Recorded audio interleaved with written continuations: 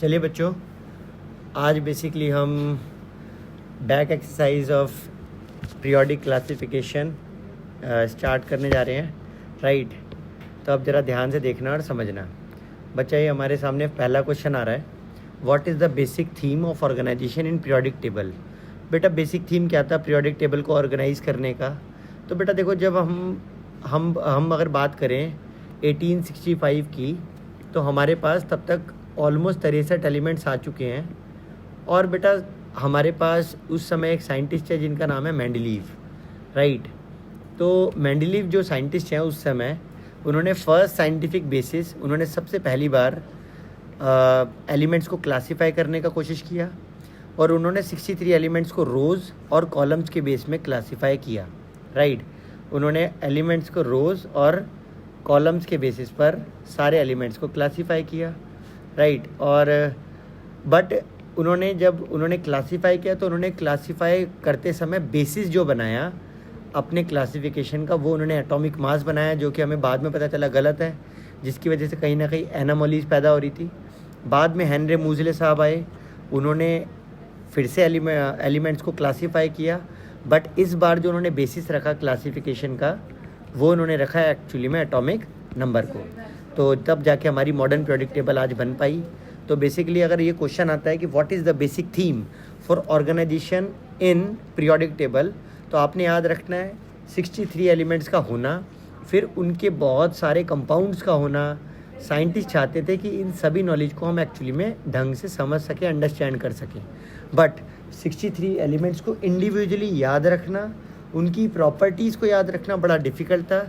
Scientist चाहते थे कि हम उन सबको उनकी पीरियोडिक प्रॉपर्टीज़ के बेस पर अरेंज कर सकें। तो यही हमारा बेस था कि यहीं से हमारे को लगा इन सारे कंपाउंड्स के बारे में, इन सारे एलिमेंट्स के बारे में, इनकी नॉलेज को देखते हुए कि इस सब को हमारे को एक्चुअली में अच्छे से अरेंज करना चाहिए।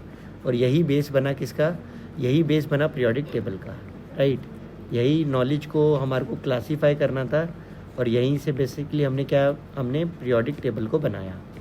आगे बढ़ते हैं, राइट। नेक्स्ट क्वेश्चन की अगर हम बात करें, पीरियोडिक टेबल को हमने बनाया। नेक्स्ट अगर हम देखते हैं,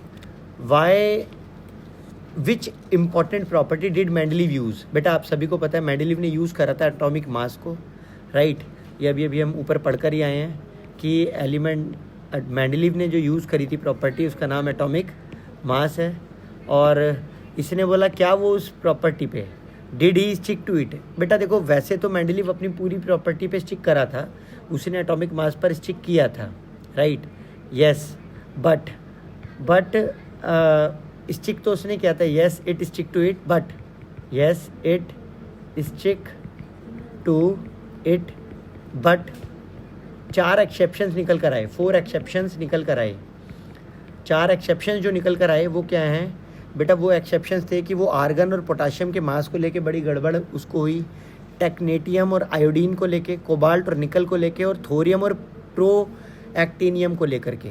ये 4 जगह पर बेसिकली मेंडलीव रॉन्ग साबित हुआ। बेटा मेंडलीव ने उस समय ये सोचा, अगर आप देखो तो मेंडलीव ने उस समय ये सोचा कि ये जो 4 गड़बड़ हो रही हैं, उसे लगा कि ये एक्चुअली में एटॉमिक मेजरमेंट की गड़बड़ है, thinking that atomic measurement might be incorrect. उसने सोचा कि एटॉमिक वेट इनका गड़बड़ होगा, बट नहीं, एक्चुअली में वही रॉन्ग था। और यस, अगर ये पूछा जाए कि क्या वो स्टिक करा, तो आपने अब इस वजह से, क्योंकि 4 एक्सेप्शंस आ रखे हैं, इस वजह से इसका आंसर अब यस को काट के आपको नो करना पड़ेगा, क्योंकि यहाँ पर 4 एक्सेप्शंस आ गए। अदरवाइज आप देखोगे इसको छोड़ के उसने 63 एलिमेंट्स उसके टाइम पर थे, यस। और अगर आप देखो 63 एलिमेंट्स में से 59 एलिमेंट्स पर वो यस हम कहेंगे कि एक्चुअली में उसकी प्रॉपर्टीज़ काम करी, बट इन जगहों पर कहीं ना कहीं वो फेल हो गया, राइट। तो ये आपने याद रखना है, 63 एलिमेंट्स में वो 4 जगह पर कहीं ना कहीं फेल हुआ। आर्गन और पोटाशियम के मास को लेके, टेक्नेटियम और आयोडीन के मास को लेके, कोबाल्ट और निकल, और थोरियम और प्रोएक्टिनियम के मास को लेकर के वो गड़बड़ हुआ। अदरवाइज मेंडलीव काफ़ी हद तक एकदम सही था। बेटा यही फर्स्ट पर्सन है जिसने साइंटिफिक बेसिस यूज़ करके एलिमेंट्स को रोज़ और कॉलम्स की फॉर्म में अरेंज किया, राइट। तो ये आपने याद रखना है, Mendeleev was the first scientist. ये बहुत ही इंपॉर्टेंट पॉइंट है, यही वो फर्स्ट साइंटिस्ट है जिसने एलिमेंट्स को on the basis of scientific properties के बेस पर क्लासीफाई किया। आगे बढ़ते हैं, फिर अगला क्वेश्चन है what is the basic difference in approach Mendeleev और मॉडर्न पीरियोडिक टेबल। बेटा मॉडर्न पीरियोडिक टेबल और मेंडलीव की टेबल में क्या बेसिक डिफरेंस है? तो बच्चों देखो डिफरेंस बस एक ही है। अगर आप देखो मॉडर्न पीरियोडिक टेबल और मेंडलीव की टेबल में कि देखो मॉडर्न पीरियोडिक टेबल जो हमारी है वो हेनरी मूजले साहब की दी हुई है, राइट। मॉडर्न पीरियोडिक टेबल ये हमारी हेनरी मूजले जी की दी हुई है। और ये जो मॉडर्न पीरियोडिक टेबल है बेटा ये एक्चुअली में एटॉमिक नंबर के ऊपर बेस्ड है, ये एटॉमिक नंबर के ऊपर बेस्ड है, राइट। अगर हम बात करते हैं आपका मेंडलीव की पीरियोडिक टेबल की तो ये एटॉमिक मास के ऊपर बेस्ड है। और अल्टीमेटली आप समझ सकते हो एटॉमिक मास के ऊपर जब हमने बेस टेबल को बनाया तो बेटा इसमें कई सारे एक्सेप्शंस आए, कुछ गड़बड़े आई, आइसोटोप्स की प्लेसमेंट को लेके गड़बड़े आई। वो सारी गड़बड़े धीरे धीरे करेक्ट हो गई जब हमने उसे एटॉमिक नंबर के बेस पर बनाया, तो बहुत ही लेस आप कहो एक्सेप्शंस बचे, राइट। कहीं ना कहीं बहुत ही सारी गड़बड़, हमारी मैक्सिमम गड़बड़े जो थी, जो हमारे सामने चैलेंजेस आ रहे थे जब हमने मेंडलीव के मास के बेस पर पीरियोडिक टेबल को बनाया था, वो सारे चैलेंजेस ओवरकम हो गए, राइट।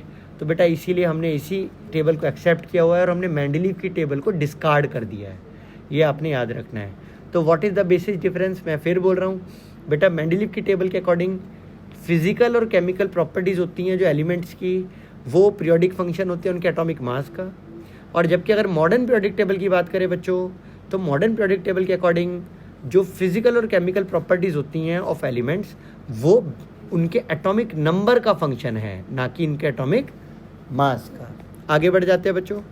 इसके बाद नेक्स्ट क्वेश्चन है, कह रहा है जस्टिफाई कीजिए कि 6th पीरियड में आपके 32 एलिमेंट्स आते हैं। देखो बेटा जब मैंने आपको एग्जाम्पल पिछली वीडियो में समझाए थे तो मैंने वहाँ पर आपके लिए एक टेबल बनाई है, राइट। उस टेबल में मैंने आपको मैजिक नंबर के बारे में भी बताया है, तो अगर आप एक बार ये चीज़ देख लेते हैं तो आपको वैसे भी समझ आ जाएगा। एक बार मैं इस चीज़ को फिर से समझा देता हूँ, ठीक है। तो एक बार जल्दी से ध्यान से देखना और समझना क्या कह रहा है बच्चों ये हमारे से। ये देखिए, ये कह रहा है कि जस्टिफाई करना है, राइट। हमारे को जस्टिफाई करना है, जस्टिफाई करिए on the basis of quantum numbers कि 6th पीरियड में 32 एलिमेंट आते हैं। आप इसे कैसे जस्टिफाई करोगे? देखिए बेटा पहले पीरियड में हम 1s को फिल करते हैं। सेकंड पीरियड में बच्चों अगर हम बात करते हैं तो हम उसमें 2s और 2p को फिल करते हैं। थर्ड पीरियड में बेटा हम 3s और 3p को फिल करते हैं। फोर्थ पीरियड में बच्चों हम 4s 3d 4p को फिल करते हैं। फिफ्थ में इन सब को, और सिक्स्थ में इनको, और सेवन्थ में इन सब शेल्स को हम फिल करते हैं। ये सब शेल को फिल करने का ऑर्डर कहाँ से आया? तो आप तो जानते ही हो ये ऑर्डर हमारे पास अवबऊ की हेल्प से आया, राइट। अवबऊ ने बताया कि एलिमेंट्स को हमेशा इंक्रीजिंग ऑर्डर ऑफ एनर्जी के अकॉर्डिंग भरना है, और ये अवबऊ और n+l रूल के अकॉर्डिंग हमारा ये बन पाया। हमने ये चीज़ चैप्टर 2 में पढ़ी है। तो बेटा अगर अब आप देखो तो पहले पीरियड में 2 एलिमेंट आते हैं। क्यों? क्योंकि आप यहाँ पे 2 ही इलेक्ट्रॉन भर पाओगे। अगर आप देखो सेकंड पीरियड में आप यहाँ 2 और यहाँ 6, तो बेसिकली यहाँ 8 एलिमेंट आते हैं। थर्ड पीरियड में भी यहाँ 2 यहाँ 6, तो टोटल 8 एलिमेंट हो जाएंगे। 2 + 6 आप जानते हो 8 होगा। फोर्थ पीरियड की बात करें तो आपके पास 2 + 10 12 + 6 18 एलिमेंट भर सकते हो आप। और बेटा फिफ्थ पीरियड में 2 + 10 + 6 18 एलिमेंट। सिक्स्थ पीरियड में 2 + 14 + 10 + 6 32 एलिमेंट। और सेवन्थ पीरियड में 2 + 14 + 10 + 6 32 एलिमेंट आप भर सकते हो। तो अल्टीमेटली 6th पीरियड में आप अगर देखते हो तो आप यहाँ पर 6s में 2, 4f में 14, 5d में 10 और 6p में 6, और टोटल अगर आप सम करोगे तो 32 इलेक्ट्रॉन भरते हो। इसका मतलब 32 एलिमेंट, क्योंकि आप जानते हो 1 इलेक्ट्रॉन बढ़ने पर बेसिकली एटॉमिक नंबर बदल जाता है और आपका एलिमेंट चेंज हो जाता है। तो बेसिकली 32 इलेक्ट्रॉन भरने का मतलब 32 एलिमेंट्स है। आपको ये बात पता है बच्चों, राइट। तो 6th पीरियड में आपके 32 एलिमेंट्स होते हैं। ये जस्टिफाई हो चुका है। आगे बढ़ जाते हैं। नेक्स्ट क्वेश्चन हमसे कहा जा रहा है कि in the period and group where would you locate atomic number 114। बेटा देखिए मैंने आप सभी को पढ़ाया है कि कभी भी अगर हम एटॉमिक नंबर 104 के बाद कभी भी अगर हम एलिमेंट भरते हैं, अगर पीरियोडिक टेबल में एलिमेंट भरेंगे तो 100 जैसे 5 नंबर है, 106 नंबर है या 104 नंबर भी है, तो लास्ट के जो 2 डिजिट हैं बच्चों, राइट, लास्ट के जो 2 डिजिट है वही उसका ग्रुप नंबर होंगे। ये आपने याद रखना है। मैं एक बार फिर से बता देता हूँ कि लास्ट के जो ग्रुप नंबर है वही उसका क्या होंगे बेटा, वही उसका आपका एटॉमिक नंबर होंगे। ये आपने याद रखना है, ये आपने याद रखना है। तो बेटा अगर आपसे पूछे इसका ग्रुप नंबर क्या है, तो इसका ग्रुप नंबर 4 होगा, इसका ग्रुप नंबर 5 होगा, इसका ग्रुप नंबर 6 होगा, एंड इसी तरह से आपने अप टू 118 नंबर तक। तो आपने याद रखना है 104 से लेकर 118 नंबर तक, 104 से लेकर 118 नंबर तक। बेटा ये ग्रुप नंबर 6 होगा बच्चों, याद रखना। आपने याद रखना है कि 104 से लेके एटॉमिक नंबर 118 तक आपके जो लास्ट के 2 डिजिट होते हैं वही उनके ग्रुप नंबर होते हैं। तो इस समय हमसे 114 के लिए पूछा गया है। तो बेटा 114 नंबर अगर हम बात करें एटॉमिक नंबर 114 का, तो 114 नंबर 114 नंबर में लास्ट के दो डिजिट हैं, वो साफ साफ इंडिकेट कर रहे हैं बच्चों कि वो एक्चुअली में ग्रुप नंबर 14 से बिलोंग करेगा, राइट। और बेटा एक बात आप सभी को पता है कि ग्रुप नंबर 13 से लेकर के 18 ग्रुप को हम पी ब्लॉक एलिमेंट्स कहते हैं, और ग्रुप नंबर 14 उन्हीं से बिलोंग करता है, इसीलिए ये एलिमेंट ग्रुप नंबर 14 से बिलोंग करेगा। एक बात और बच्चों, मैंने आप सभी को याद करा रखा है मैजिक, आप सभी को एक नंबर याद करा रखा है ग्रुप 18 का कि 2, 10, 18, 36, 54, 86, 118 मैंने आपको याद कराया हुआ है। हीना, नीना और कैटरीना के एक्सरे, रंगीन, ऑर्गेनाइजेशन। तो बच्चों आप जानते हो कि 87 से लेकर 118 तक ये सारे एलिमेंट्स पीरियड नंबर 7 से बिलोंग करते हैं। और अगर ये पीरियड नंबर 7 से बिलोंग करते हैं तो अभी हमसे 114 के बारे में पूछा जा रहा है, तो अगर हमसे कल को ये पीरियड भी पूछा जाता है तो हम पीरियड नंबर 7 बोल देते हैं। बेसिकली मैंने बच्चों आपको हमेशा बताया है कि आपसे 3 ही बातें पूछी जाती है, पीरियड्स क्या हैं, आपसे पूछा जाता है ग्रुप क्या है, और बच्चों आपसे पूछा जाता है ब्लॉक क्या है। अगर आपको तीनों बातें आती है बच्चों तो आपने याद रखना है बस, फिर आपका ये क्वेश्चन हो जाएगा। मैं एक बार फिर से बता देना चाहता हूँ, पीरियड अगर आपको कभी भी पता लगाना हो तो आप हाईएस्ट शेल नंबर देख लेना, हाईएस्ट शेल नंबर जो आप भर रहे हो, राइट। अगर आप हाईएस्ट शेल नंबर नहीं देख पा रहे हो तो आप इसके अकॉर्डिंग, मेरी इस ट्रिक के अकॉर्डिंग भी जा सकते हो, नोबल गैस के नंबर्स के अकॉर्डिंग भी आप कर सकते हो, नोबल गैसेस के नंबर्स के अकॉर्डिंग कर सकते हो। बच्चों अगर बात आती है ग्रुप देखना है, तो ग्रुप देखने के लिए बेटा मैंने आपको याद करा रखा है, ग्रुप 1 और 2 एस ब्लॉक होते हैं, ग्रुप 13 से लेकर 18 तक पी ब्लॉक होते हैं, ग्रुप 3 से लेकर 12 तक डी ब्लॉक होते हैं, और ग्रुप 3 से आपके एफ ब्लॉक निकलते हैं। और अगर आपसे बात करते हैं बेटा ब्लॉक्स की, तो आपको पता ही है बेटा ये एस ब्लॉक हैं, ये पी ब्लॉक हैं, ये डी ब्लॉक हैं, और बच्चे ये आपके एफ ब्लॉक हैं, राइट। तो इस तरह से बेसिकली आप क्वेश्चंस को टैकल कर पाएंगे। चलिए नेक्स्ट क्वेश्चन पर मूव करते हैं। नेक्स्ट क्वेश्चन बेटा हमसे कह रहा है कि atomic number of elements present in the 3rd period and 17th group. देखो बच्चों 17वां ग्रुप मैंने आप सभी को याद कराया हुआ है, फिर कल बाहर आई आंटी, तो ये ग्रुप नंबर 17 है, और हमसे कहा जा रहा है कि 3rd पीरियड में। तो बेटा देखो ये जानते हो आप ये फर्स्ट पीरियड है, नहीं सॉरी, फर्स्ट पीरियड में आपको पता है हाइड्रोजन और हीलियम 2 एलिमेंट आते हैं, ये 2nd पीरियड है बच्चों। और अगर हम बात करते हैं हमारा 3rd पीरियड है, तो बेटा पीरियड नंबर अगर हम बात करें 3rd की, तो पीरियड 3rd के अंदर आपके बेसिकली क्या आता है, पीरियड 3rd के अंदर आपका आता है क्लोरीन। आपने ये याद रखना है, पीरियड 3rd के अंदर जो आपका एलिमेंट आता है दैट इज़ क्लोरीन। तो आपसे पूछा गया राइट द एटॉमिक नंबर, तो बेटा इसका एटॉमिक नंबर सभी बच्चे जानते ही हैं कि एटॉमिक नंबर क्लोरीन का 17 नंबर होता है, ये आपने याद रखना है, लर्न कर लो। और आपसे एक और बात पूछा गया है कि एटॉमिक नंबर क्या होगा, इलेक्ट्रॉनिक कॉन्फ़िगरेशन भी शायद पूछी गई है क्या, अगर पूछी जाए तो बेटा आपने कुछ नहीं करना, आपने लिख देना 1s2 2s2 2p6, यहाँ पर 10 ख़त्म, 3s2 12 ख़त्म, 3p5 17 ख़त्म। तो इस तरह से आप इलेक्ट्रॉनिक कॉन्फ़िगरेशन लिख सकते हो, या फिर आप यहाँ तक चाहते तो आप नियॉन लिख सकते थे, नियॉन, और फिर आप लिख सकते थे 3s2 3p5, ये भी एकदम करेक्ट है। तो बेटा आपको इन दोनों में से कोई भी इलेक्ट्रॉनिक कॉन्फ़िगरेशन लिख सकते हो। आगे बढ़ जाते हैं बच्चों। इसके बाद नेक्स्ट क्वेश्चन हमारे सामने कि हमसे पूछा गया है which element do you think have been named, Lawrence किसका नाम है, बर्कली किसका नाम है, और सीबोर्ग किसका नाम है। देखो बेटा एटॉमिक नंबर 103 को हम लॉरेंशियम बोलते हैं, ये आपने याद रखना है, राइट। एटॉमिक नंबर 103 को हम बोलते हैं बेटा, याद रखना लॉरेंशियम, ये बेसिकली उन साइंटिस्ट के नाम पर है जिन्होंने इसे डिस्कवर्ड कराया, जिस लेबॉरेटरी में ये डिस्कवर्ड हुए। बेटा एटॉमिक नंबर 97 को हम बर्कली बोलते हैं, बर्कलियम बोलते हैं, ये बेसिकली जगह का नाम है बेटा जहाँ पर ये लेबॉरेटरी सिचुएटेड है। और बेटा एटॉमिक नंबर 106 जो है वो बेसिकली सी बोरियम है, ये आपने याद रखना है, राइट।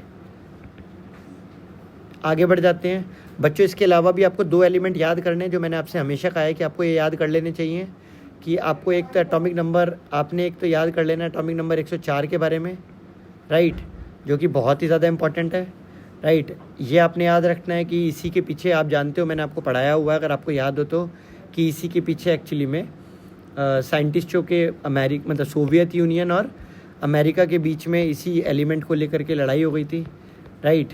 तो ये आपने याद रखना है कि इसका नाम कुर्चाटोवियम या रदरफोर्डियम है, जो कि आप यहाँ देख सकते हो। एटॉमिक नंबर 104 को हम रदरफोर्डियम बोलते हैं, राइट। और 101 नंबर जिसका नाम मेंडेलिवियम है। तो बस ये 2 एलिमेंट भी आपने याद रखने हैं। 101 जिसको हम बेसिकली आपका रदरफोर्डियम, और बेटा आपने याद रखना है 101 एलिमेंट नंबर जिसका नाम मेंडेलिवियम है, राइट।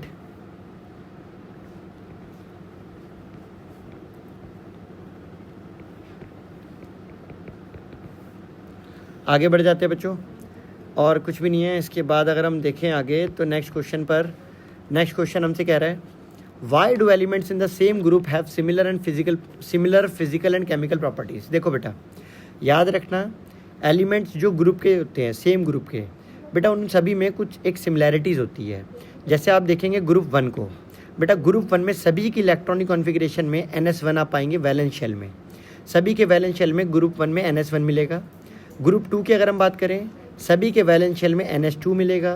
ग्रुप अगर हम बात करते हैं 13 की तो सभी के वैलेंस शेल में आपको NS2 NP1 कॉन्फ़िगरेशन देखने को मिलेगी। तो इस तरह से बेटा आप पाएंगे। एग्जाम्पल के तौर पर मैं एक एग्जाम्पल भी दे देता हूँ आपको।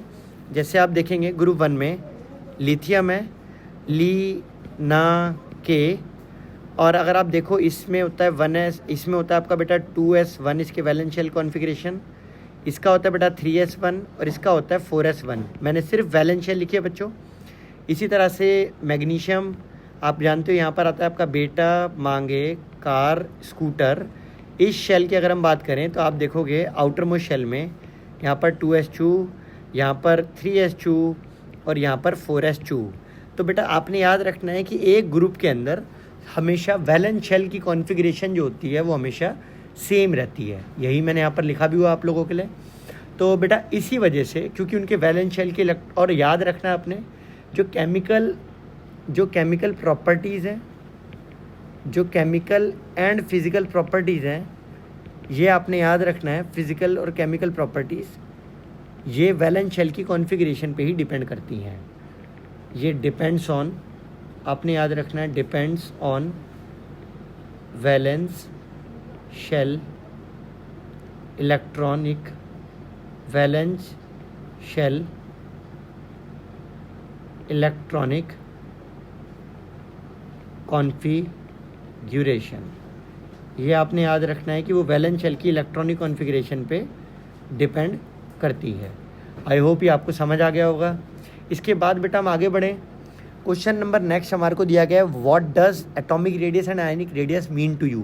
बेटा देखो एटॉमिक रेडियस क्या होती है बच्चा, कोई एटम है, उस एटम में उसके न्यूक्लियस और जो उसका आउटर मोस्ट शेल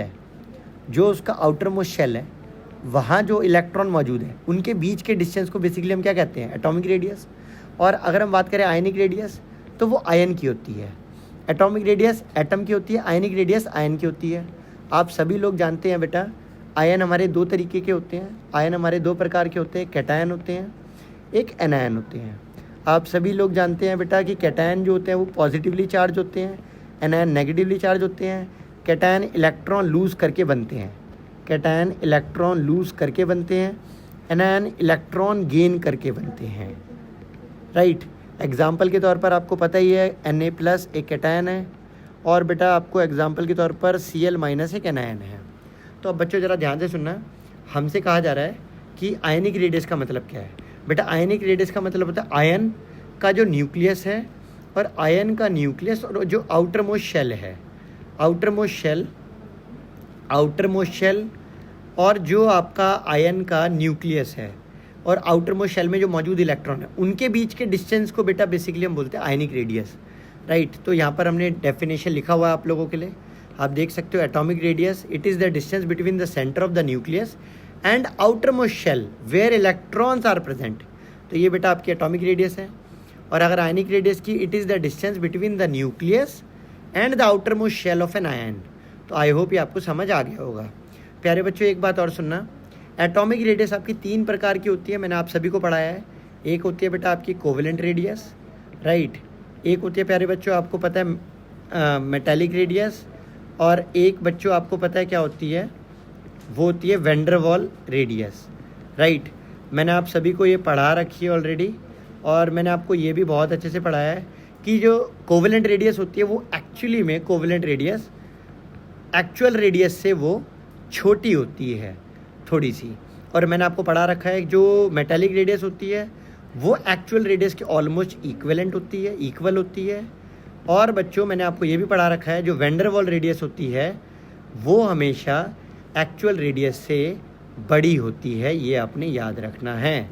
आगे बढ़ जाते हैं, आयनिक रेडियस की बात करें बेटा। आयनिक रेडियस 2 प्रकार की होती है, वो भी मैंने आप सभी को पढ़ा रखा है। कैटायनिक रेडियस होती है बच्चों एक, और एक होती है एनायनिक रेडियस। एनायनिक रेडियस, तो बेटा कैटायनिक रेडियस जो होती है अगर आप देखोगे तो कैटायनिक रेडियस कैटायन की होती है और एनायनिक रेडियस एनायन की होती है। तो कैटायनिक रेडियस जो होती है बच्चों आप जानते ही हो वो हमेशा पेरेंट की रेडियस से हमेशा छोटी होती है। पेरेंट एटम की रेडियस से हमेशा क्या होगी, छोटा होगा। पेरेंट एटम की जो भी रेडियस है उससे हमेशा छोटी होती है आपकी कैटायनिक रेडियस। और बेटा इसी तरह से अगर हम बात करें एनायनिक रेडियस की, तो एनायनिक रेडियस जो होती है बच्चों वो हमेशा, एनायनिक रेडियस जो होती है वो हमेशा पेरेंट एटम की रेडियस से क्या होती है, बड़ी होती है। ये आपने याद रखना है। इसका रीज़न भी है बच्चों, इसका रीज़न अभी हम नेक्स्ट क्वेश्चन में डिस्कस करते हैं। आगे बढ़ते हैं बच्चों, आई होप आपको समझ आ रहा होगा बच्चों अच्छे से। हम आगे बढ़ते हैं बच्चों। बेटा नेक्स्ट क्वेश्चन हमसे पूछा गया है, how do atomic radius very in a period and group. बेटा किस प्रकार एटॉमिक रेडियस ग्रुप में और पीरियड में वेरी करती है। बच्चों ध्यान से देखना, हमने आप सभी को पढ़ाया है ली, बी, ब, क, न, ओ, फ, ने। बेटा आप सभी को जब हमने ये पढ़ाया है तो हमने आप सभी को ये लिखवाया है कि एक्चुअली में जब हम लेफ़्ट टू राइट मूव करते हैं तो basically left to right move करने पर साइज़ डिक्रीज़ होता है। साइज़ डिक्रीज़ क्यों होता है बच्चों, इसका रीज़न हमने आपको हमेशा पढ़ाया है कि इफेक्टिव न्यूक्लियर चार्ज बढ़ता है, और इफेक्टिव न्यूक्लियर चार्ज बढ़ने से कहीं ना कहीं साइज़ डिक्रीज़ होता है, राइट। जिसमें कुछ एक्सेप्शन आपके रहते हैं, एक्सेप्शन भी है। जैसे हम आप देखोगे नियॉन का साइज़ एकदम से बढ़ गया क्योंकि वहाँ पर वैन डर वाल रेडियस है, राइट। तो ये एक्सेप्शन है, बट ओवरऑल आपने बस काम की बात तो यही याद रखनी है बच्चों कि लेफ़्ट टू राइट आपका एक्चुअली में साइज़ डिक्रीज़ करता है। और क्यों डिक्रीज़ करता है, तो क्योंकि इफेक्टिव न्यूक्लियर चार्ज बढ़ता है। अब बात कर लेते हैं एक बार ज़रा ग्रुप में, ये हमारा पीरियड में था बच्चों। एक बार हम ग्रुप में बात करें तो आप देखेंगे ग्रुप में ली, ना, के, रब, से, फरियाद। बेटा अब अगर आप देखते हो जब हम एक ग्रुप में मूव करते हैं तो ग्रुप में जब हम मूव करते हैं इस तरह से, तो हम पाते हैं जब हम ग्रुप में मूव करते हैं तो बेटा हम देखते हैं कि साइज़ कहीं ना कहीं जो होता है, साइज़ कहीं ना कहीं इंक्रीज़ होता है, बिकॉज इफ़ेक्टिव न्यूक्लियर चार्ज जो है वो कहीं ना कहीं आपका डिक्रीज़ होता है। आप कहोगे ऐसा क्यों हुआ, बेटा इसके पीछे का रीज़न ये होता है क्योंकि जब हम डाउन द ग्रुप आते हैं तो बेटा हमारे शेल्स बढ़ जाते हैं, और बेटा जब हमारे शेल्स बढ़ जाते हैं तो आउटर मोस्ट इलेक्ट्रॉन्स पर कहीं ना कहीं अट्रैक्शन उतना इफेक्टिवली नहीं हो पाता। तो जो आउटर मोस्ट इलेक्ट्रॉन्स हैं, आउटर मोस्ट इलेक्ट्रॉन्स, उन पर जो अट्रैक्शन है वो स्ट्रांगली नहीं हो पाता। अगर वो स्ट्रांगली नहीं हो पाता और साथ साथ आउटर मोस्ट इलेक्ट्रॉन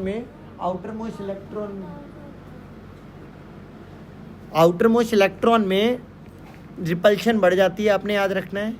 और रिपल्शन बढ़ जाने से ऐसा होता है, राइट, आउटर मोस्ट इलेक्ट्रॉन में रिपल्शन बढ़ जाने से कहीं ना कहीं ऐसा होता है कि नीचे जाते टाइम कहीं ना कहीं साइज़ बढ़ रहा होता है। तो आओ बच्चों एक बार ज़रा जल्दी से डिस्कस कर लेते हैं। देखो बेटा यहाँ पर लिखा है पीरियड में, तो सबसे पहले पीरियड की बात करें। जब हम लेफ़्ट टू राइट मूव करते हैं तो हम देख रहे हैं कि डिक्रीज इन एटॉमिक रेडियस घट रही है। रीज़न क्या है? इफेक्टिव न्यूक्लियर चार्ज बढ़ रहा है इन अ पीरियड। तो ये आपने याद रखना है, और इसका रीज़न आपको मैंने बता ही दिया है। क्योंकि इफेक्टिव न्यूक्लियर चार्ज क्यों बढ़ रहा है वो तो आपको पता ही है, क्योंकि लेफ्ट टू राइट जाते टाइम हमारा शील्डिंग घट रहा होता है। मतलब शील्डिंग तो बेटा बढ़ता है बट उतना नहीं बढ़ता है। मैंने, अगर आप सभी ने मेरे से पढ़ा है तो आपको पता होगा कि शील्डिंग जो है वो फैक्टर से बढ़ती है 0.35 के, और जो इफेक्टिव न्यूक्लियर चार्ज है वो इंक्रीज़ होता है, आपको याद होगा 0.65 के फैक्टर से। तो अल्टीमेटली कहीं ना कहीं आप देख पा रहे हो कि अल्टीमेटली तो आपका कहीं ना कहीं इफेक्टिव न्यूक्लियर चार्ज बढ़ ही रहा है, ठीक है। इसीलिए बेटा लेफ्ट टू राइट आपका साइज़ तो घटने ही वाला है। टॉप टू बॉटम की अगर हम बात करें एक बार फिर से जल्दी से, तो आप देख सकते हो यहाँ पर लिखा हुआ है साफ साफ एनसीईआरटी ने कि इंक्रीज इन एटॉमिक नंबर की वजह से क्या होता है। यहाँ पे लिखा हुआ है देखो, due to extra energy level. ये बेटा एक्स्ट्रा एनर्जी लेवल एनसीईआरटी की लाइन है। इसका मतलब यही है कि एक्चुअली में शेल का बढ़ना, इसका मतलब यही है शेल का बढ़ना। यानी कि आपको पता है अगर शेल बढ़ते हैं तो कहीं ना कहीं आउटर मोस्ट इलेक्ट्रॉन्स पर न्यूक्लियस उतनी अच्छी होल्ड नहीं बना पाता, जिसकी वजह से कहीं ना कहीं रिपल्शन बढ़ जाता है प्यारे बच्चों। आउटर मोस्ट इलेक्ट्रॉन पर कहीं ना कहीं रिपल्शन इतना अट्रैक्शन इतना इफेक्टिवली नहीं हो पाता, अट्रैक्शन स्ट्रांगली तो नहीं हो पाता, जिसकी वजह से कहीं ना कहीं आप देखोगे कि साइज़ बढ़ जाता है रिपल्शन बढ़ जाने से, राइट। चलिए नेक्स्ट क्वेश्चन पर मूव करते हैं। नेक्स्ट क्वेश्चन अगर हम देखें तो आप क्या देखोगे, what do you understand by iso electronic species. देखो बेटा आइसो इलेक्ट्रॉनिक स्पीशीज़ का मतलब क्या है? आइसो इलेक्ट्रॉनिक स्पीशीज़ का मतलब है वो स्पीशीज़ जिनके अंदर सेम नंबर ऑफ इलेक्ट्रॉन होते हैं, राइट। वो स्पीशीज़ जिनमें सेम नंबर ऑफ क्या होते हैं, इलेक्ट्रॉन, उनको हम क्या बोलते हैं बेटा, आइसो इलेक्ट्रॉनिक स्पीशीज़। प्लीज़ ध्यान से देखना और सुनना। इसने बोला name A species that will be iso electronic. तो बेटा हमारे को 4 चीज़ें दी गई हैं जिनमें आइसो इलेक्ट्रॉनिक है। आओ देखते हैं ज़रा बच्चों। ये देखो, ये हमारे पास एलिमेंट्स दिए गए हैं जो आपके सामने हैं। देखो फ्लोरीन की बात करें, सबसे पहले फ्लोरीन में अगर आप देखते हो तो फ्लोरीन में 9 इलेक्ट्रॉन थे, एक ले लिया उसने इलेक्ट्रॉन तो अल्टीमेटली 10 हो गए। आर्गन की बात करें उसमें 18 इलेक्ट्रॉन है, ना उसने इलेक्ट्रॉन दिया ना लिया, क्योंकि वो नोबल गैस है। नोबल गैसेस कभी भी इलेक्ट्रॉन गेन और लूज़ नहीं करती। मैग्नीशियम की बात करें 12 इलेक्ट्रॉन थे, 2 इलेक्ट्रॉन लूज़ करे हैं उसने, 10 हो गए प्यारे बच्चों। और बच्चों अगर हम बात करते हैं रूबिडियम की, तो रूबिडियम में जो इलेक्ट्रॉन हैं वो कहीं ना कहीं रूबिडियम में 37 आपके इलेक्ट्रॉन होंगे, राइट। और वो एक लूज़ करेगा और एक लूज़ करने के बाद आप जानते हो वो 36 बच जाएंगे उसमें इलेक्ट्रॉन। बेटा आप साफ साफ देख पा रहे हो कि कहीं ना कहीं फ्लोरीन और मैग्नीशियम आइसो इलेक्ट्रॉनिक है, क्योंकि इन दोनों में सेम नंबर ऑफ इलेक्ट्रॉन है, इनमें सेम नंबर ऑफ इलेक्ट्रॉन्स हैं, इनमें सेम नंबर ऑफ इलेक्ट्रॉन्स हैं। आगे बढ़ जाते हैं। अगला क्वेश्चन क्या कह रहा है हमसे, कह रहा है कि एक हमारे पास एलिमेंट्स लिखे हुए हैं, इन सभी एलिमेंट्स में what is common in them. देखो बेटा अगर हम नाइट्राइड की बात करें, ऑक्साइड की, फ्लोराइड की, सोडियम आयन, मैग्नीशियम और एल्युमिनियम आयन की बात करें, देखो नाइट्रोजन में 7 इलेक्ट्रॉन होते हैं और बेटा कहीं ना कहीं 3 ले लिए गए हैं, 10 हो गए होंगे। ऑक्सीजन में 8 होते हैं, 2 ले लिए, 10 हो गए। इसी तरह से फ्लोरीन में 9 होते हैं, 1 ले लिया, 10 हो गए। सोडियम में 11 होते हैं, 1 दे दिया, 10 हो गए। मैग्नीशियम में 12 होते हैं, 2 दे दिए, 10 हो गए। एल्युमिनियम में 13 होते हैं, 3 दे दिए, 10 हो गए। तो बेटा इन सभी एलिमेंट्स में अगर आप देखो तो they all have same electrons. बेटा क्योंकि इन सभी एलिमेंट्स में आप देख पा रहे हो सभी में सेम नंबर ऑफ इलेक्ट्रॉन है, सेम नंबर ऑफ इलेक्ट्रॉन्स हैं, इसका मतलब बेटा ये आइसो इलेक्ट्रॉनिक स्पीशीज़ हैं। क्या है ये बेटा, आइसो इलेक्ट्रॉनिक स्पीशीज़। अब बेटा क्योंकि आइसो इलेक्ट्रॉनिक स्पीशीज़ हैं पहली बात, और दूसरा हमें बोला गया कि उन्हें अरेंज करो आयनिक रेडियस के बेस पर। बेटा आपको अभी अभी हमने बताया था आयनिक रेडियस में तो एक ही बेटा आपका ऑर्डर चलता है। अगर आप देखोगे कि हमेशा आयनिक रेडियस में एनायन की रेडियस बड़ी होती है बच्चों, फिर पेरेंट एटम की रेडियस होती है, और बेटा उसके बाद जो रेडियस होती है प्यारे बच्चों वो कैटायन की रेडियस होती है। तो बच्चों इन सभी एलिमेंट्स की अगर हम बात करते हैं तो इन सभी में अगर आप देखोगे ध्यान से तो आपको साफ साफ दिख जाएगा ये एनायन है, इसकी रेडियस बड़ी होगी, इसकी और बड़ी, इसकी कम, इसकी कम, और ये धीरे धीरे छोटी होती चली जाएगी। रीज़न बीइंग क्योंकि बेटा आप जानते हो इनमें इलेक्ट्रॉन और प्रोटॉन, बेटा इसमें इलेक्ट्रॉन कितने हैं, इसमें 10 इलेक्ट्रॉन हैं, बट इलेक्ट्रॉन भले ही इसमें 10 हैं, इलेक्ट्रॉन भले ही इसमें 10 हैं, बट इसमें प्रोटॉन की बात करें तो वो एक्चुअली में 7 हैं। बेटा इसमें प्रोटॉन 8 हैं, 10 इलेक्ट्रॉन, इसमें 9 हैं, 10 इलेक्ट्रॉन, इसमें 11 हैं, 10 इलेक्ट्रॉन, इसमें 12 हैं, 10 इलेक्ट्रॉन, इसमें 13 हैं, 10 इलेक्ट्रॉन।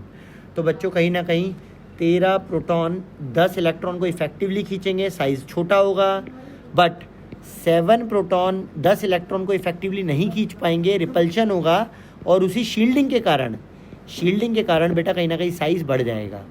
शील्डिंग की वजह से आपने याद रखना है, जो धक्का मुक्की होगी, जो स्क्रीनिंग होगी, बेटा स्क्रीनिंग ज़्यादा होने की वजह से कहीं ना कहीं आपने याद रखना है, स्क्रीनिंग ज़्यादा होगी, शील्डिंग ज़्यादा होगी, जिसकी वजह से कहीं ना कहीं साइज़ बढ़ जाएगा, ये आपने याद रखना है।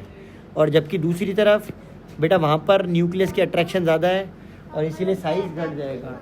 ठीक है, ये आपने याद रखना है। आगे बढ़ते हैं। इसके बाद नेक्स्ट क्वेश्चन है, एक्सप्लेन वाई कैटायंस छोटे होते हैं बेटा, एनायंस बड़े होते हैं अपने पेरेंट एटम से। हाँ बच्चों, ये हमें पता है, कैटायंस हमेशा छोटे होते हैं अपने पेरेंट एटम से, एनायन हमेशा बड़े होते हैं अपने पेरेंट एटम से। ऐसा क्यों होता है, ये भी बच्चों हमें को पता है क्यों होता है, बताओ। तो आप जानते ही हो, हम ये बहुत बार डिस्कस कर चुके हैं बेटा। इसका रीज़न क्या आएगा, इसका रीज़न यही आएगा कि कैटायंस के अंदर प्रोटॉन ज़्यादा होते हैं, इलेक्ट्रॉन कम होते हैं, जिसकी वजह से न्यूक्लियस की अट्रैक्शन बढ़ जाती है इलेक्ट्रॉन्स के ऊपर, जिसकी वजह से साइज़ क्या हो जाता है बच्चों, डिक्रीज़ हो जाता है। और बेटा एनायन में क्या होता है, एनायन में प्रोटॉन्स कम पड़ जाते हैं, इलेक्ट्रॉन बढ़ जाते हैं, जिसकी वजह से इलेक्ट्रॉन के बीच में रिपल्शन बढ़ जाती है, और repulsion between electron this leads to increase in repulsion between the electrons. And इसकी वजह से बेटा क्या होता है, कहीं ना कहीं साइज़ जो होता है वो आपने याद रखना है, बढ़ जाता है। इसी वजह से बेटा एनायन बड़ा होता है और कैटायन छोटा होता है। नेक्स्ट क्वेश्चन पर मूव करते हैं। इसने बोला बेटा कि व्हाट डू यू सिग्निफिकेंस क्या है आइसोलेटेड गैसियस एटम की और ग्राउंड स्टेट की। देखो बेटा, while defining the ionisation enthalpy and high electron gain enthalpy. देखो बेटा, अगर आप देखते हो आयोनाइजेशन एंथैल्पी को और अगर आप देखते हो इलेक्ट्रॉन गेन एंथैल्पी को, तो बच्चों आयोनाइजेशन एंथैल्पी का मतलब है एनर्जी जो रिक्वायर्ड है, राइट, जो बेसिकली एनर्जी रिक्वायर्ड है इलेक्ट्रॉन को रिमूव कराने के लिए। आपको पता ही है, इलेक्ट्रॉन को रिमूव कराने के लिए जो एनर्जी रिक्वायर्ड है फ्रॉम आइसोलेटेड गैसियस एटम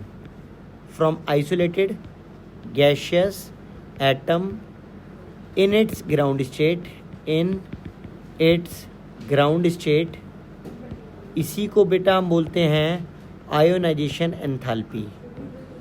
और अगर हम बात करें इलेक्ट्रॉन गेन एंथैल्पी क्या है, तो बेटा इलेक्ट्रॉन गेन एंथैल्पी है एनर्जी रिक्वायर्ड टू रिमूव नहीं आएगा बेटा, एनर्जी का पहली बात रिक्वायर्ड नहीं, एनर्जी चेंज आता है बच्चों, याद रखना। एनर्जी का जो भी चेंज होता है जब इलेक्ट्रॉन ऐड कराया जाता है, electron add to isolated gaseous atom in its ground state. बेटा जब भी हम किसी इलेक्ट्रॉन के अंदर किसी इलेक्ट्रॉन को ऐड करते हैं किसी भी एटम में, राइट, हम इलेक्ट्रॉन को कभी भी क्या करते हैं, ऐड करते हैं किसी भी एटम में, तब जो एनर्जी निकलती है या एनर्जी का चेंज होता है, इसको हम बोलते हैं इलेक्ट्रॉन गेन एंथैल्पी। बट जब हम कभी भी इलेक्ट्रॉन को रिमूव करते हैं और वो भी आइसोलेटेड गैसियस एटम से, तो इसको हम बोलते हैं ionisation enthalpy. Isolated gaseous atom का मतलब क्या होता है, इसका मतलब होता है हमारे पास बेटा कोई एक्चुअली में एटम्स का बेसिकली एक हम कहेंगे हमारे पास एक कोई लैटिस है, उस लैटिस में से हमने सिर्फ और सिर्फ एक एटम को अलग किया, राइट, उस लैटिस में से केवल और केवल हमने केवल एक एटम को जो अलग करने के लिए हमने एनर्जी प्रोवाइड करी, हमने उससे लैटिस से केवल जो एक एटम को अलग करने के लिए जो एनर्जी प्रोवाइड करी, इसी एनर्जी को बेसिकली हम क्या बोलते हैं बच्चों, इसी एनर्जी को हम बोलते हैं एक्चुअली में आयोनाइजेशन, इसी को हम बोलते हैं बेसिकली। सबसे पहले तो हम उस एक एटम को अलग करते हैं, तो जब हमने लैटिस से एक एटम को अलग करा, अकेले एटम को, इस अकेले एटम को हम बोलते हैं आइसोलेटेड गैसियस एटम। और इसी एटम में अगर हम इलेक्ट्रॉन ऐड कराएंगे, अगर हम इसमें से इलेक्ट्रॉन रिमूव करेंगे, तो इस एनर्जी को हम नाम देंगे क्या बेटा, इस एनर्जी को हम नाम देंगे आयोनाइजेशन एंथैल्पी। और अगर हम एनर्जी इलेक्ट्रॉन अगर हम इलेक्ट्रॉन को क्या करेंगे, अगर हम इलेक्ट्रॉन को इसमें गेन कराएंगे या ज्वाइन करेंगे, इसमें जोड़ेंगे इसके अंदर, तो जो एनर्जी लगेगी इस एनर्जी को हम क्या बोलते हैं, अगर हम एनर्जी को इलेक्ट्रॉन को बेसिकली गेन कराते हैं तो जो एनर्जी रिलीज होगी इसको हम बोलते हैं electron gain enthalpy. I hope ये आपको समझ आ गया होगा। एंड लास्ट क्वेश्चन पर आते हैं बच्चों। लास्ट क्वेश्चन क्या कह रहा है, देखो बेटा ये हाइड्रोजन एटम है, राइट बेटा। बाकी क्वेश्चन हम नेक्स्ट वीडियो में डिस्कस करते हैं। अब ज़रा ध्यान से देखना क्या कह रहा है हमसे और सुनना। ये हमारे सामने एक एटम है और ये हमसे कह रहा है कि energy for an electron in ground state of hydrogen atom. बेटा इलेक्ट्रॉन जो हमारे पास ग्राउंड स्टेट में हाइड्रोजन एटम के, ये हाइड्रोजन एटम हमारे को दिया है और इसकी एनर्जी हमारे को दी है, राइट। इसकी एनर्जी हमारे को दी गई है ग्राउंड स्टेट में -2.18 और इंटू 10⁻⁻18 जूल। और बेटा बोला गया है calculate the ion enthalpy of atomic hydrogen. बेटा अब यहाँ से हम इस इलेक्ट्रॉन को उठा करके हम बेसिकली इसे इनफाइनाइट में ले गए हैं, राइट। हम इसे बेसिकली अगर हम कहें तो इस एटम को हम कहाँ ले गए हैं बच्चों, तो इस एटम को बेसिकली हम इनफाइनाइट वाले शेल में ले गए हैं। तो बेसिकली अब जो हमारे पास एनर्जी होगी जब इसे हम, बेटा देखो जब भी हम एक इलेक्ट्रॉन को पकड़ के ग्राउंड स्टेट से उसे इनफाइनाइट पे पहुंचा दें तो उसकी एनर्जी 0 हो जाती है। तो बच्चों अब आप जानते हो यहाँ पर ये एनर्जी मैक्सिमम होती है और एनर्जी जब वो ग्राउंड स्टेट में एकदम नियर टू द न्यूक्लियस होता है तब उसकी मिनिमम एनर्जी होती है। मैंने आप सभी को एटॉमिक स्ट्रक्चर में पढ़ाया हुआ है। तो बेटा इसने कहा है कि calculate the ion enthalpy required. तो एंथैल्पी कितना होगा वो भी जूल पर मोल में हमें आंसर देना है। देखो बेटा ये जूल पर मोल में, ये हमारी जूल में है, ये जूल पर एटम में हमारे को दी गई है और हमारे को जूल पर मोल में बतानी है। तो बच्चों बड़ा आसान होता है। देखो बेसिकली हमारा अभी इलेक्ट्रॉन ग्राउंड स्टेट यहाँ पर है और हमारे को इनफाइनाइट पे पहुँचाना है। तो बेटा हम क्या लिखेंगे, हम लिखेंगे एंथैल्पी का change equal to energy in infinite minus energy at first मतलब ग्राउंड स्टेट में। और इनफाइनाइट में अगर आप देखो तो आपकी एनर्जी 0 है। ग्राउंड स्टेट में आपकी जो एनर्जी है प्यारे बच्चों वो -2.18 इंटू 10⁻⁻18 है जूल पर एटम। अगर बच्चों आप यहाँ पर देखो तो माइनस से मल्टीप्लाई होगा और ये मल्टीप्लाई होने पर बच्चों आपका +2.18 इंटू 10⁻⁻18 जूल पर एटम आ जाएगा। बट प्रॉब्लम ये है कि ये जो हमारे पास एनर्जी आई है ये एक एटम की एनर्जी है। बेटा एक एटम के अंदर से जब हम इलेक्ट्रॉन निकालते हैं तो हमारे को हाइड्रोजन के एक एटम के अंदर से इलेक्ट्रॉन निकालने के लिए जो एनर्जी लगती है वो इतने जूल है। बट बच्चों हमसे 1 मोल की बात कर रहा है, एक एटम की नहीं। और आप सभी लोग जानते हैं प्यारे बच्चों 1 मोल का मतलब होता है 6.022 इंटू 10⁻23 एटम्स। और इतने एटम्स में प्यारे बच्चों जो हमारी एनर्जी लगेगी वो एनर्जी जो होगी वो इक्वल होगी मल्टीप्लाइड बाय 6.022 इंटू 10⁻23 एटम्स के। और बच्चों बस आप अगर इन दोनों टर्म्स को मल्टीप्लाई करते हो तो कहीं ना कहीं आप देखोगे कि आपका आंसर निकल कर आएगा 13.13 इंटू 10⁵ जूल पर मोल। आई होप ये आपको समझ आया होगा। ये वीडियो आपके लिए हेल्पफुल रही होगी। बाय बाय प्यारे बच्चों।